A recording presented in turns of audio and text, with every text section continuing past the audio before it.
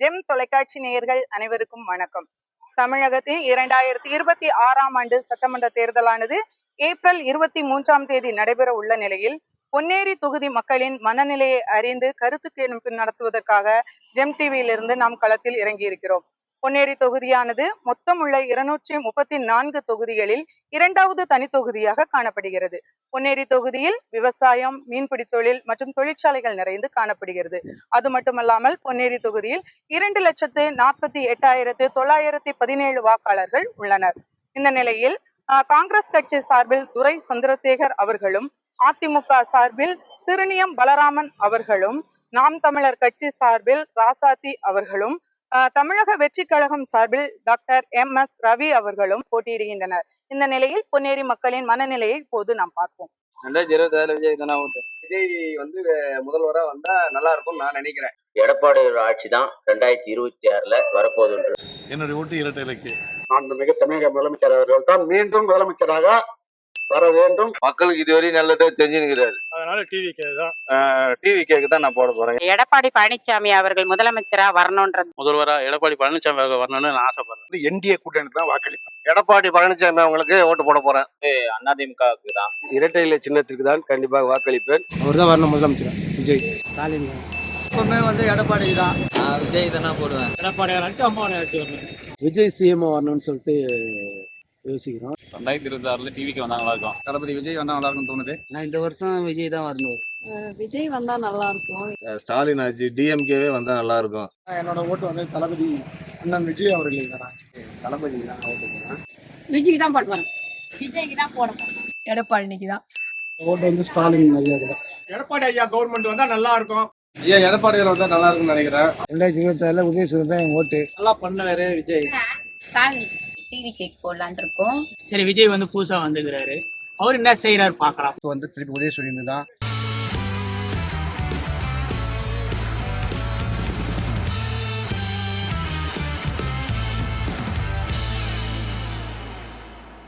அவர் வந்தாதான் எல்லா பிரச்சனையும் முடியும்.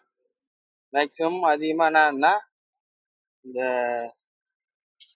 பெண்களுக்கு பாதுகாப்பு இல்லை.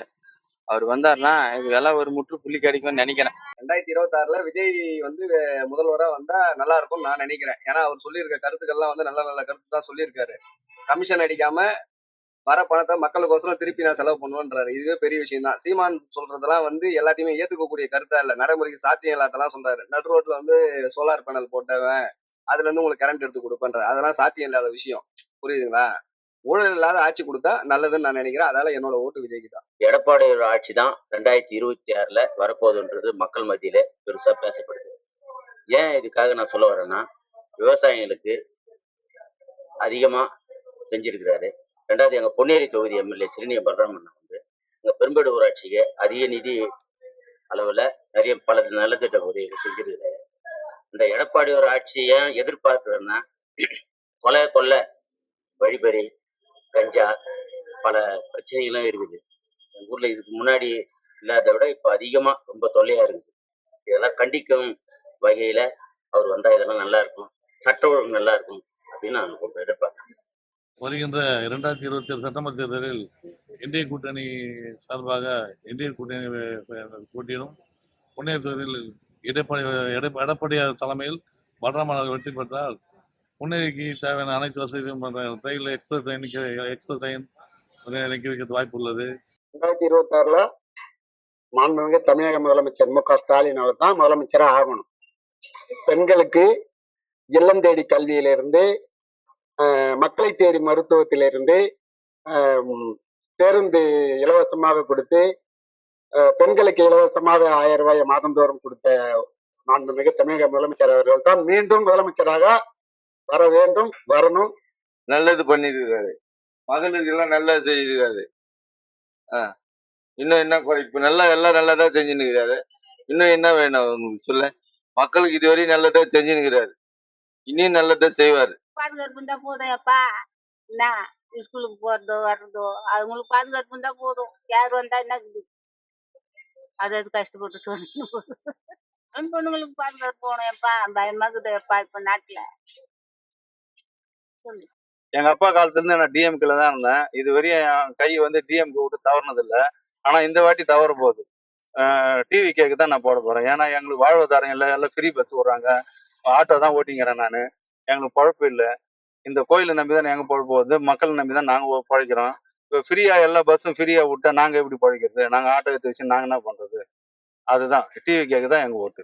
என் ஓட்டு வந்து எனக்கு எங்க எங்க ஃபேமிலி ஓட்டு 32 ஓட்டு இருக்கு. 32 டிவிகே. வர சட்டமன்ற தேர்தல்ல 2026ல யார் முதலமைச்சர் அமையலாம் அப்படின்றதுல போட்டா போட்டி நிறைய நடந்துருக்கு. எங்களை பொறுத்த வரைக்கும் எடப்பாடி பழனிசாமி அவர்கள் முதலமைச்சரா வரணுன்றதுதான் எல்லா பெண்களுடைய ஒரு வரவேற்பான ஒரு இது.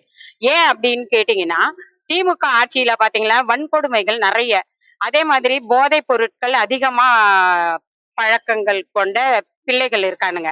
அதே மாதிரி பாருங்க, பெண்கள் வந்து வயதானவங்கள்ல இருந்து சின்ன பெண்கள் வரைக்கும் வெளியில நடமாடவே முடியல. இந்த ஆட்சி மறுபடியும் வந்தா இதை விட அவலமான நிலைமை நிறைய மக்கள் தள்ளப்படுவாங்க.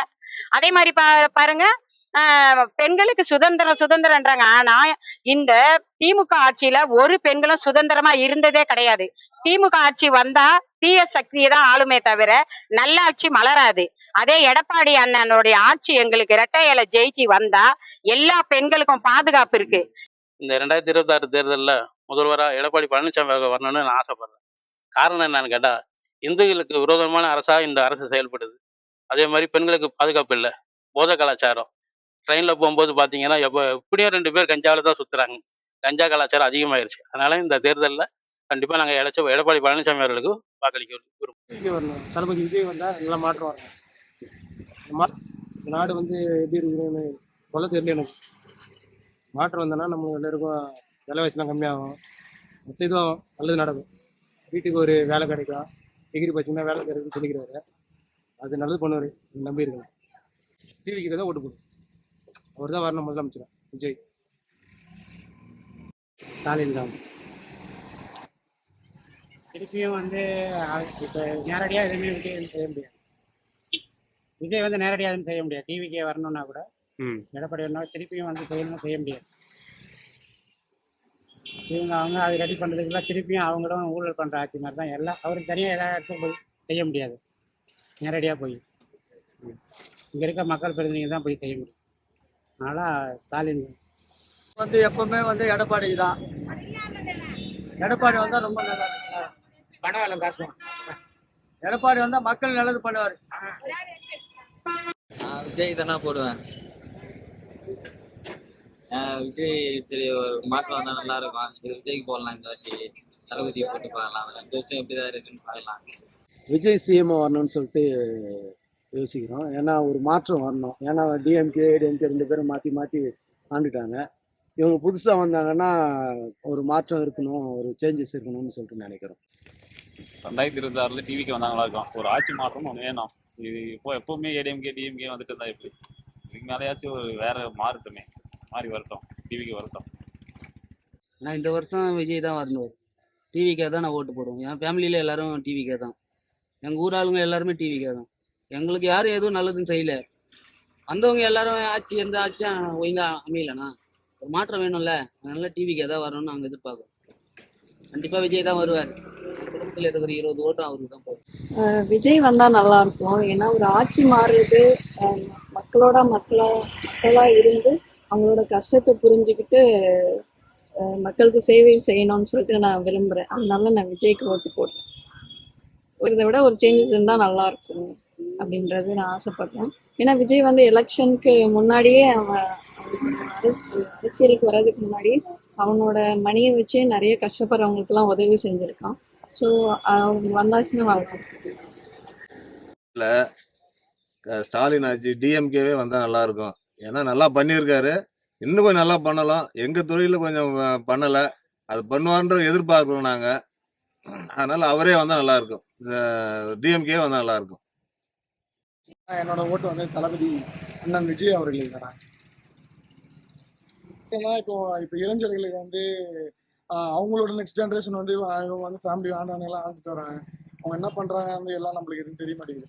நம்ம அண்ணன் வந்து பெண்களுக்காக நிறைய இது கொடுத்துருக்காரு, இடஒதுக்கீடு.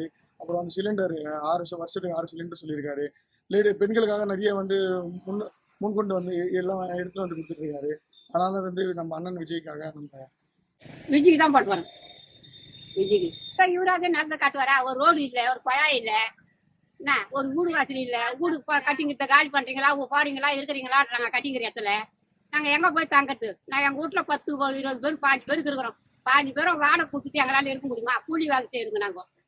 எங்களால வாடகை கொடுக்க முடியல, காலி பண்ண சொல்றாங்க. வாடகை ரோட்லயும் நாங்க சொந்தமா மாடி கட்டிக்கிறதுலயும் காலி பண்றீங்களா என்னன்றாங்க. என்ன பண்றது? ஒரு வசதி இல்லாத இருக்கிறோம். நீங்களா கூட வந்து எதிர்க்க பாருங்க ஐயா, நாங்க இருக்கிற வசதிய. எப்படி இவராது கொஞ்சம் நல்லா காட்டுறாரா பாருங்கன்னு தான் நம்ம பிள்ளைக்காது. அதான் எங்க வீட்டுல 9 ஓட்டு இருக்குது. அந்த 9 ஓட்டும் விஜய்க்கு தான். மனப்பூர்வமா சொல்றேன் நான், பெரிய மனுஷி. வந்தவங்க எல்லாம் ஆண்டுட்டாங்க. புதுசா வரவங்க பாத்துக்கிட்டு அவங்களே பாக்கலாமா, அவங்க என்ன செய்யறாங்கன்னு பாக்கணும்ல நம்ம. இப்ப வந்தவங்க மட்டும் என்ன செஞ்சுட்டாங்க? நாடு அப்படியேதான் இருக்கு. பெண்களுக்கு எங்கேயாவது பாதுகாப்பு இருக்கா? ஒரு சின்ன ஒரு சின்ன குழந்தை நைட்டு பிறக்கிற குழந்தை கூட கழிச்சுட்டு போக முடியல, அவ்வளவு பயமா இருக்குது. அப்படி இருக்கும்போது யார் வந்தா என்ன? சரி இவங்க எல்லாம் ஆண்டுட்டாங்க, 5 வருஷம் ஆண்டாங்க. வரவங்க ஆண்டமே அவங்க என்ன பண்றாங்கன்னு நம்ம பாக்கணும்ல. அதையும் பார்த்தா தானப்பா தெரியும் நாடு எப்படி இருக்குன்னு நம்ம பாக்கணும்ல. எவ்வளவு ஜனங்க எவ்வளவு கஷ்டப்பட்டு தெரியுமா? அவ்வளவு கஷ்டப்படுறாங்க அந்த நாட்டுல. யார் வந்து என்ன பண்ணா அது கஷ்டப்பட்டுதான் அது சாப்பிடும். ஒரு ஊனமுற்றவங்களுக்கு கூட என்ன சலுகை செய்யறாங்க? இதை செய்யறோம் அதை செய்யறோம்னு சொன்னாங்க. இவரு மு.க. ஸ்டாலின் சொன்னார வீட்டுக்கு ஒரு பட்டதாரிக்கு வேலை கொடுக்குறேன்னு சொன்னாரு. கொடுத்துட்டாரா? ஏதாவது செஞ்சாரா? எதுவுமே செய்யல. எந்த ஆட்சி வந்து என்ன செய்யுது? அவங்கவுங்க கஷ்டப்பட்டு நம்ம சாப்பிடுறோம், அவ்வளவுதான். வேற ஒண்ணுமே இல்லை. விஜய்க்கு தான் போட போறோம். விஜய்க்கு தான் போட போறோம் நாங்க. எங்களுக்கு 9 ஓட்டு இருக்கு. எங்க 9 ஓட்டமே விஜய்க்கு தான் வரும். இதுக்கு மேல வந்தா நல்லா இருக்கும். அம்மா திட்டமா திருப்பி அதே மாதிரி தொடரணும். அம்மா உணவகம் தொடரணும். பழைய பொம்பளை பசங்களுக்கெல்லாம் பாதுகாப்பா இருக்கும். நல்லதே செய்வாங்க. நாங்க அதனால பயனடைஞ்சிருக்கிறோம். இப்போ இந்த ஆட்சி எங்களுக்கு தேவையில்லை. ரெட்டை இலைக்கு தான் எங்க ஓட்டு நாங்க போடுவோம். எடப்பாடிக்கு தான். இந்த 2026 எலெக்ஷன்ல நாங்கள் வந்து டிவி கேக் போடலான் இருக்கோம். ஒரு சேஞ்ச் வந்தால் நல்லா இருக்கும். அதுன்றதுனால நாங்கள் எல்லாரும் டிவி கேக்கு ஓட் போடலான் இருக்கோம்.